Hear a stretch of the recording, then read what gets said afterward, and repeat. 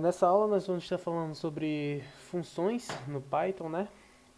Funções, para resumir, elas são blocos de código, certo? Que podem ser reutilizadas ao longo do seu programa, ok? O que eu quero dizer com isso? Vamos dizer que a gente tem uma função que o objetivo dela é calcular a hipotenusa de um triângulo, certo? Função com o objetivo de calcular hipotenusa de um triângulo. Objetivo de calcular a hipotenusa de um triângulo. Então a gente vai começar definindo essa função, né? Como é que a gente define essa função? A gente faz o def, o nome da função que a gente vai colocar, né?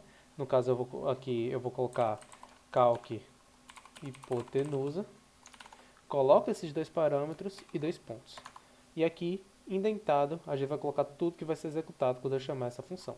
Se eu colocar um print calculando hipotenusa, se eu colocar um print assim, calculando hipotenusa, certo? Eu vou rodar isso daqui. Essa função não será executada, porque aqui a gente só fez a definição dessa função.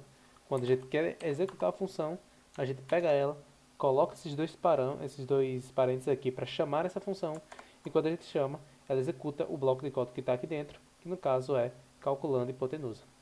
Ok. A fórmula da hipotenusa é o seguinte. A gente sabe que a hipotenusa, certo? Vamos chamar de hipotenusa ao quadrado, a hipotenusa vai ser A, viu?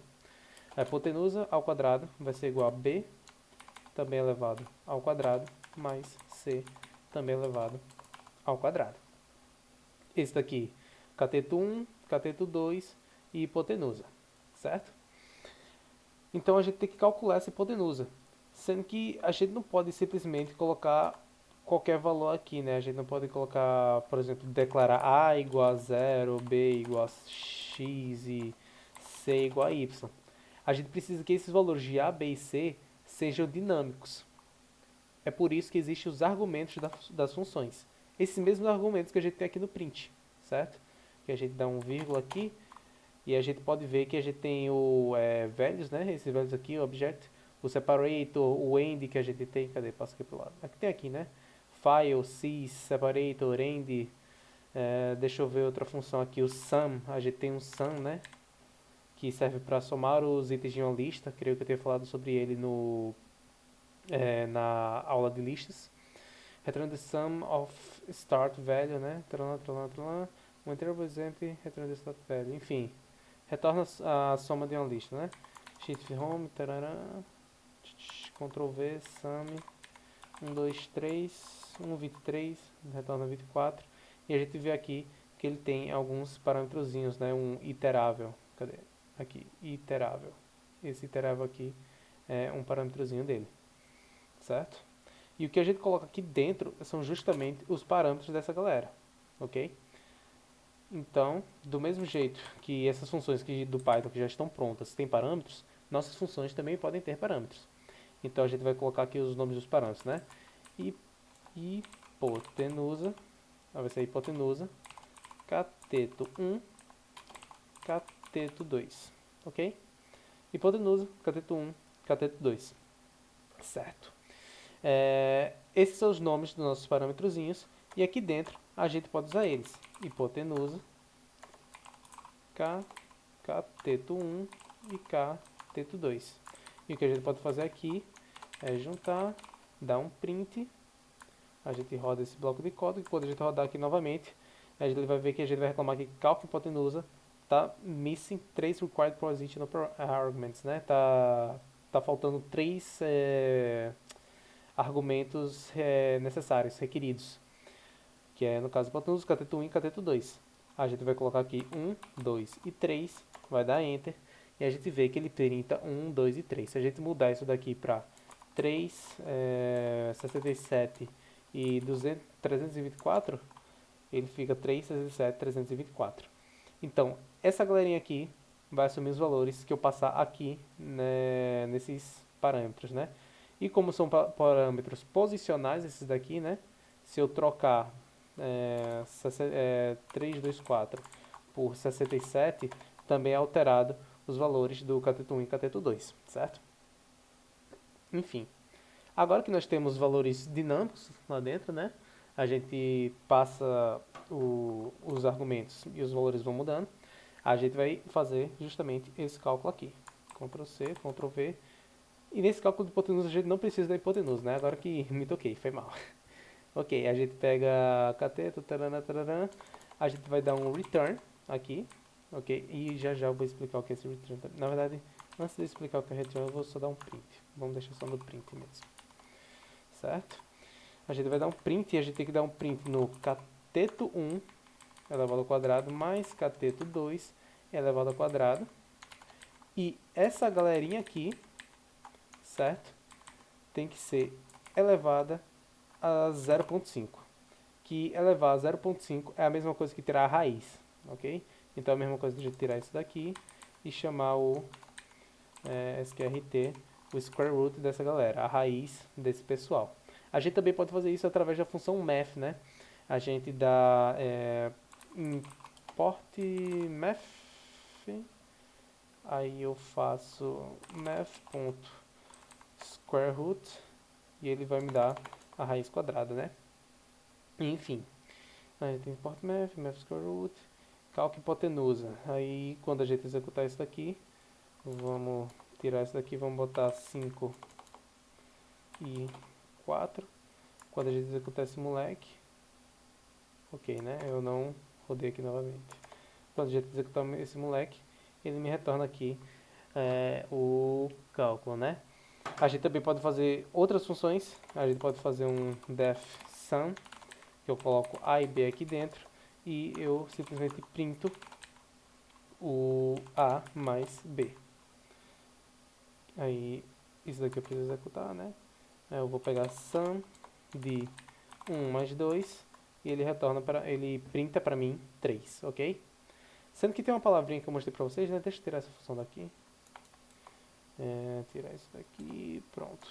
Tem uma palavrinha que eu mostrei para vocês que é o return. Return. E esse return vai fazer exatamente o seguinte. Ele vai pegar esse valor aqui e vai retornar.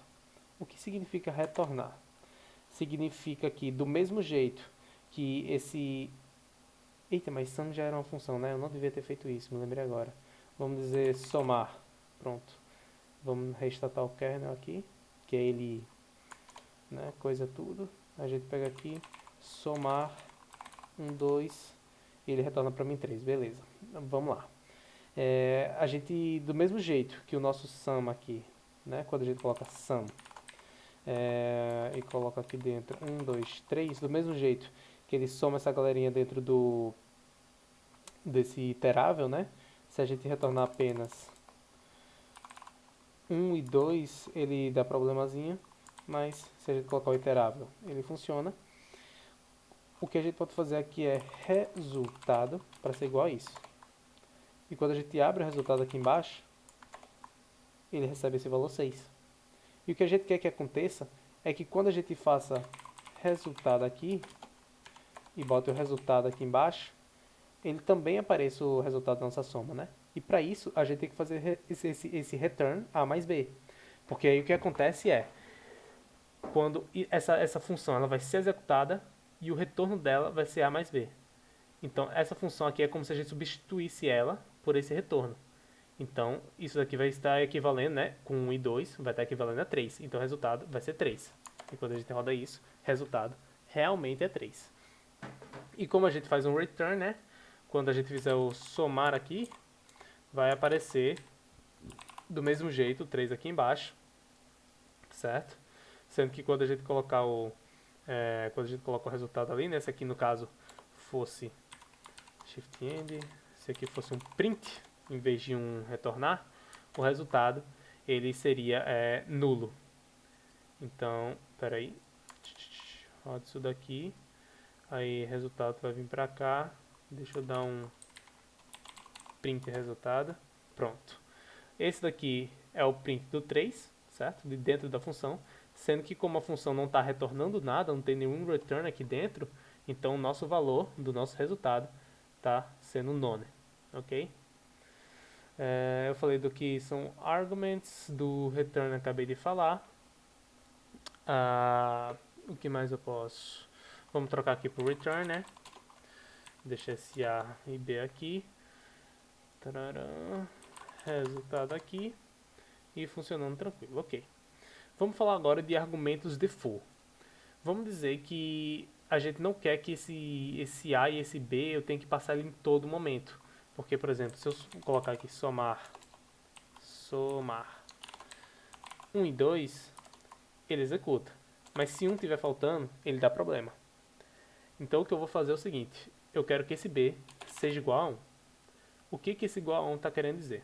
Está querendo dizer que se não for passado um parâmetro para B, B vai subir o valor de 1. E agora o B ele não é mais necessário, né? Não é um positional argument que é necessário para a função ser executada. Então o que vai acontecer é que eu não vou passar o B, o A vai ser passado como 1, o B por default é 1, então a gente vai fazer 1 mais 1, que vai dar 2. Eu tenho que rodar aqui, né? E quando eu rodo aqui embaixo, dá 2. Ok? Isso daqui são argumentos default. E para deixar bem claro que os argumentos default tem que vir todos após os argumentos posicionais. Que no caso aqui representa o A, né? Quando eu coloco assim, eu passo o mouse aqui em cima e ele bota aqui que parâmetro não default está depois do parâmetro de parâmetro default. Então, e default é padrão, certo? Default é padrão.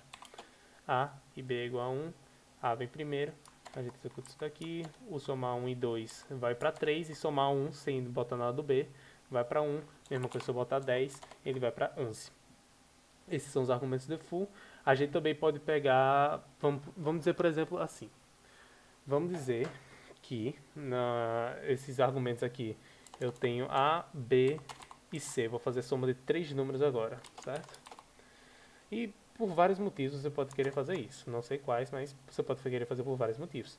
O que a gente pode fazer é o seguinte, somar, e aqui nesse somar a gente coloca um vezes, que é o spread da lista, e a gente pode colocar 1, 2, 3, e quando a gente dá Enter, ele soma essa galerazinha aqui de dentro pra gente. Se a gente colocar aqui para 3, né, vai dar 7, e a mesma coisa, se eu adicionar um 10 aqui, ele vai dar 16.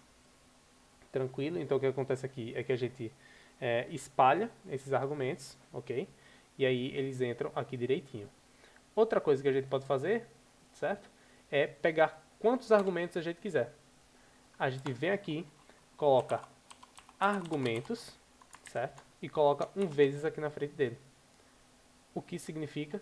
Significa que agora argumentos, print, eu vou colocar para ele dar print nos argumentos e no tipo dos argumentos, certo? E quando a gente salvou isso daqui, certo? Depois de salvar isso daqui, né, a gente rodou aqui novamente. Vamos deixar sem return por enquanto, é melhor. E quando a gente botar esse somar aqui, ele vai printar o argumentos, que no momento está sem nada, e uma class, que é o tuple. O que isso quer dizer? Se eu colocar um aqui, esse 1 vai lá para dentro. Se eu colocar 2, esse 2 vai lá para dentro. E a mesma coisa se colocar 3, 4, 5, 6, 7, 8, 9.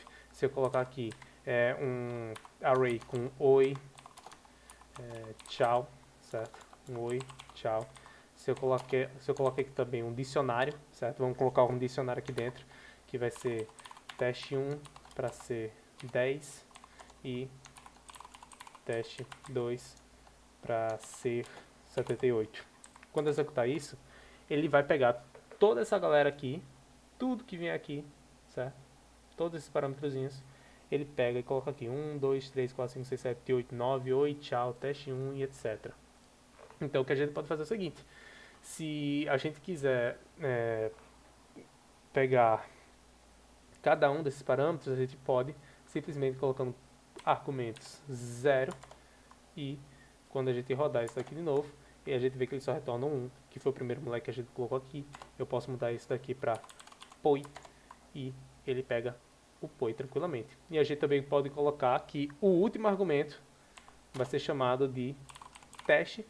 E a gente pode vir aqui embaixo, a gente tira esse moleque daqui, coloca assim, bota o teste aqui, dá enter, vem aqui, somar required keyword only argument, missing one required keyword only argument, teste, POI, 1, 2, 3, tarará, tarará, teste aqui, será que é assim então? Teste para ser igual a, opa, isso, foi, teste passou a ser opa, né? Então, quando a gente tem um argument, né, pegando todo mundo que estava para trás dele, fazendo essa tupla aqui, o último moleque, ele sempre vai se tornar um argumento opcional, né? Um argumento nomeado, que a gente chama, ou default, que é o igual a sei lá o que. Ok, falamos sobre os args, a gente vai falar sobre os keywords também, né? Que a gente pode colocar aqui dois coisinhas, dois argumentos. Esse teste não pode vir mais na frente, porque agora é como se a gente estivesse pegando todos os valores de um dicionário, e vocês vão ver já já o que eu quero dizer com isso. Vamos colocar um teste aqui na frente, certo? Aí no caso, vamos tirar essa galera daqui, vamos colocar POI de novo. Vamos mudar esses argumentos por teste. Vamos salvar isso, vamos executar. A gente vê que teste vem tranquilo. E quando a gente tentar dar o print no argumentos e no type do argumentos, quando a gente salvar isso daqui, desce aqui embaixo, executa, você vê que ele é um dicionário. Poxa, mas como assim é um dicionário? O que é que está acontecendo aqui? Vamos lá. O que a gente pode fazer aqui é o seguinte.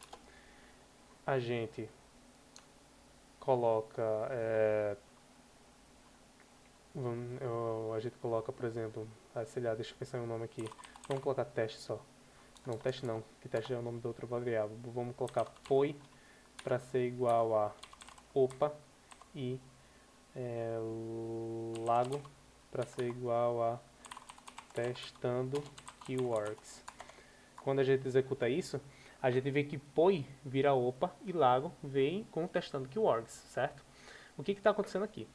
Esse argumentos aqui, ele cuida de todos os carinhas que a gente passa aqui dentro, que são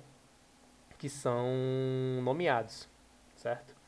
Então, o POI vai virar chave em um dicionário, que vai ter como valor o opa. Enquanto o lago vai virar chave em um dicionário, que vai ter como valor o testando keywords. Ok? E a gente vê aqui que é justamente uma classe dict. Então, se a gente pegar o argumentos ponto, a gente vê que tem clear, copy from keys, get, items, todos aqueles valorizinhos dos nossos, aqueles métodozinhos dos nossos dicionários. Beleza. Isso daqui, a gente falou de argumentos de full, args, keywords. Um ponto importante é que as funções elas evitam ser repetições no código, né? Repetição durante o código. Então eu posso colocar várias funções aqui, ok? E quando eu executar, ele vai ter vários outputs falando tudo a mesma coisa, né? O POI class, tarará, e tudo o mesmo resultadozinho. E isso daqui é capaz só colocando somar, em vez de ter que repetir essas duas linhas de código em todas essas vezes que eu botei o somar aqui, ok? Para chamar a função novamente, coloco os parentezinhos, certo? E creio que seja isso. Na verdade, falta mais uma coisa. Nós vamos falar agora de... Deixa eu dar um Ctrl aqui. High Order Functions, certo? Falar de High Order Functions, que a gente tem um exemplo muito bom aqui do Geeks for Geeks. Deixa eu pegar aqui, deixa a function, deixa eu pegar isso aqui, if it contains a function as an output. As an output. Vamos pegar isso daqui, vou colocar aqui, nessa parte, ok? E a gente vai pegar, deixa eu ver, isso daqui. Esse daqui tá bom. Vamos lá. Esse exemplo. High order functions, o que elas são? A function, uma função é chamada de função de alta ordem, vamos botar assim, se ela conter outras funções como parâmetros ou retornar uma função como um output. É isso que ele quer dizer aqui. E isso são high order functions, né? Uma função é chamada de função de alta ordem se ela conter outras funções como parâmetros, certo? Ou retornar uma função como output. O que é que isso daqui a gente faz, né? O que é que a gente está fazendo aqui? Vamos lá. Se a gente abrir um code aqui embaixo, vamos fazer assim, né? Esse greet, a gente vê que ele recebe uma variável, certo? Uma func. Sendo que esse func, ele está sendo chamado aqui. Então esse func tem que ser uma função. E ele recebe exatamente um parâmetro. Deixando bem claro que eu não falei dessa barra, né? Mas essa barra aqui é quando você quer, por exemplo, pular a linha, sendo que você não vai apertar Enter, né? Você só coloca assim e funciona. Se você colocar uma barra e pular a linha, ele trata como se estivesse tudo na mesma linha, sendo que fica mais compacto, né? Então imagine isso daqui como se tivesse tudo na mesma linha. Posso até colocar aqui e vai funcionar do mesmo jeito, sendo que eu vou deixar assim. Certo? Pass as an argument. Ok, então vai ser uma função que a gente vai ter que passar como argumento, uma função def, vamos chamar de teste. Essa função recebe um parâmetro que vamos chamar de string e vamos dizer que essa string ela vai fazer o que? Vamos pensar. Ela vai, eu vou dar um return string ponto upper, certo? Ou seja, eu vou pegar essa string e vou colocar ela em letra maiúscula. Então eu vou colocar o teste aqui dentro. O teste não é a execução dele, e sim o teste como uma função. Imagine que isso daqui é como se fosse uma declaração de uma variável, em que essa variável representa uma função, certo? Pense em funções como variáveis, que executam o código. E aqui eu estou passando não a execução da função, mas sim a função em si. Então essa função entra aqui dentro, ela vem para cá, ela vai ser executada com esse parâmetro, o greeting, né? Esse greeting vai né, guardar o retorno da nossa função, que no caso vai ser string em uppercase, e depois a gente vai dar o print do greeting. E quando a gente rodar isso daqui, hi, I'm created by a function, passed as an argument. Ele pega né, essa função, essa nossa função teste, é passada aqui, então aqui é como se fosse nossa função teste, certo? E a nossa função teste, ela recebe esse argumento vem aqui na string, a string vai dar ponto upper, e é isso que a gente vai retornar. E quando a gente dá o print greeting, que é justamente o retorno, ele vai mostrar pra gente aqui. Isso é uma função, é uma high order function, né? Fora isso, outra coisa que eu quero mostrar sobre funções para vocês é que, por exemplo, você vê que nesse string aqui, deixa eu pegar esse teste pra cá. Ok, deixa eu botar esse teste aqui. Não, deixa eu rodar aqui, funciona. Eu vou botar aqui em cima só por desencargo de consciência. Pronto. Você vê que esse string aqui, na minha IDE, né? IDE é o nosso VS Code. Quando eu dou string ponto, ele não me retorna nada. Porque o Python ele não sabe o que está vindo aqui. Uma coisa que pode nos ajudar com o autocomplete é fazermos anotações de tipo. O que são anotações de tipo? Anotações de tipo é eu vir aqui, colocar 2 pontos e dizer que isso daqui é um string. E quando eu vier aqui, quando eu der um ponto, eu vou ter todos os métodos das strings, certo? É a mesma coisa se eu colocar aqui como um inteiro. Quando eu der um ponto aqui, vou ter os métodos dos inteiros. Mesma coisa se eu colocar isso aqui como uma lista de inteiros, por exemplo, certo? Uma lista de inteiros. E quando você for colocar listas, você coloque elas. Quando você for tipar, dizendo que é uma lista, coloque entre aspas aqui, certo? E quando a gente der um ponto, a gente tem que ter o append e tudo mais. E se a gente pegar o int, o string 0, a gente sabe que isso daqui é um inteiro. Então a gente tem os métodos de inteiro. Mesma coisa se a gente mudar isso daqui para string, a gente tem os métodos de string. Tranquilo, isso daqui é string annotation. Você também pode dizer o que essa função retorna. No caso daqui, nesse caso, essa função está retornando uma string, certo? Ela recebe uma string, ok? Recebe uma string e retorna uma string. E quando a gente... Deixa eu executar isso, e eu executo isso. Ele retorna um string.upper, que agora já tem um autocomplete, fica muito melhor para desenvolver, né? E quando eu vejo aqui, eu vejo ele mostrando que ele pega o teste, certo? O teste, ele recebe um string, que é um str, e esse str, essa função teste, vai retornar para a gente um string. E sabendo que essa função teste retorna para a gente um string, né? A gente sabe que aqui dentro, quando a gente receber essa função, ele vai estar retornando uma string pra gente, enfim, podermos nos programar melhor, né? A gente pode também botar aqui para dizer que isso aqui é uma function. E eu acho que se eu colocar aqui dentro string funcione para dizer que ele retorna string.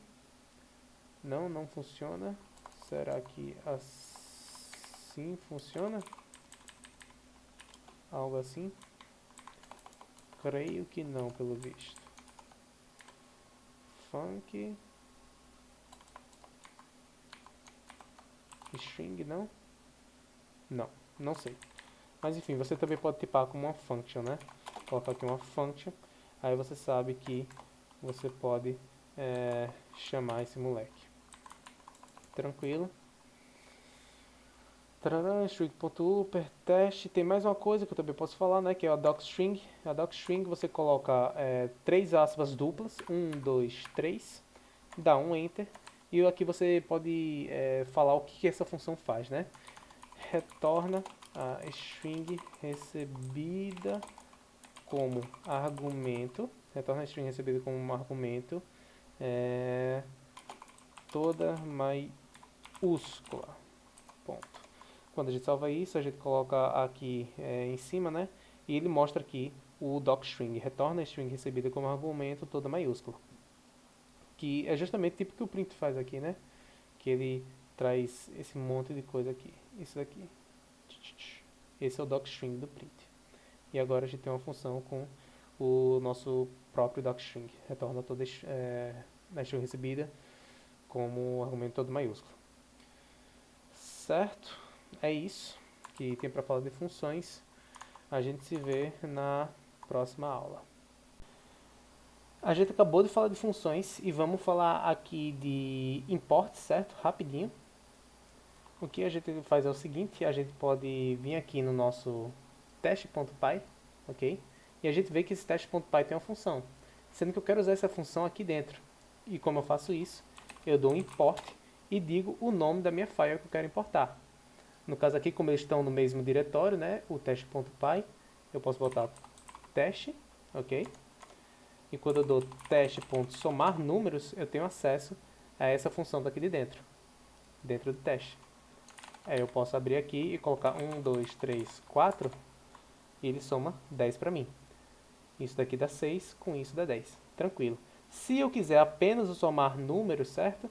Por exemplo, vamos dizer que eu tenho aqui outra função chamada de opa, que ele faz exatamente o print do opa, certo?